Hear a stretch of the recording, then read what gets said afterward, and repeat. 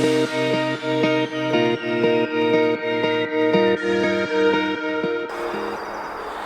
ahojte, vítajte pri ďalšom videu. Ako môžete vidieť, všetko je zasnežené, vody sú zamrznuté. No a to je ten čas, kedy si ryby oddychnú. No a my sa pripravíme na ďalšiu sezónu.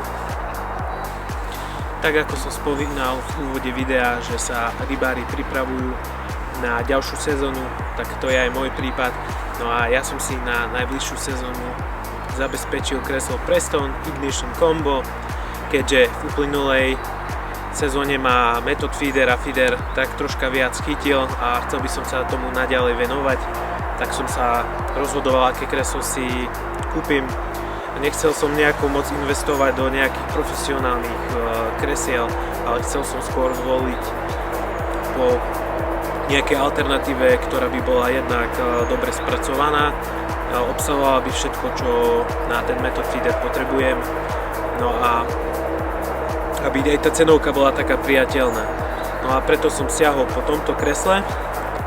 Súčasťou kresla sú 4 30-kové nohy s veľmi kvalitnými pätkami, ktoré vy si viete nastaviť v teréne. Súčasťou kresla je aj rameno, ktoré sa dá nastaviť buď to nahor alebo nadol. Viete si ho aj predĺžiť.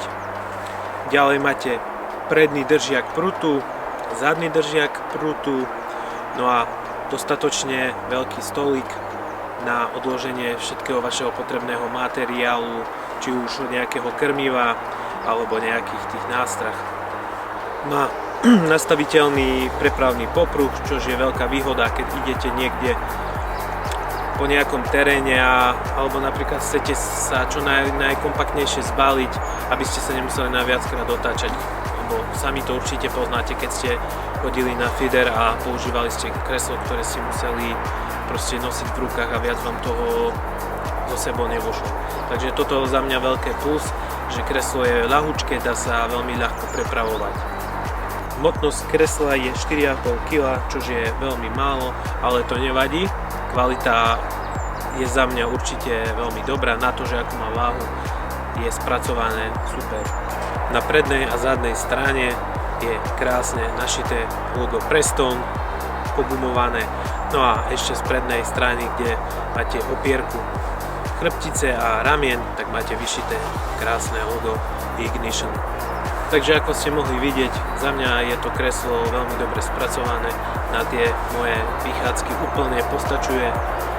Uvidíme, že ako do budúcna, ale ja si myslím, že spolu na mojich vychádzkach nesmie chýbať. Ďakujem vám za sledovanie tohto videa, dúfam, že vám pomohlo. Mne osobne takéto video chýbalo, keďže som sa rozhodoval medzi viacerými značkami. No a všetko bolo v angličtine a taký ten pohľad obyčajných ľudí na takéto kreslo som nenašiel, takže rozhodol som sa aj ja, že natočím vám toto video, možno vám pomôže, možno nie. Takže toľko by bolo k tomu. Takže to by bolo na dnes všetko. Vidíme sa pri, dúfam, prvom tohtoročnom rybárskom videu. No a majte sa.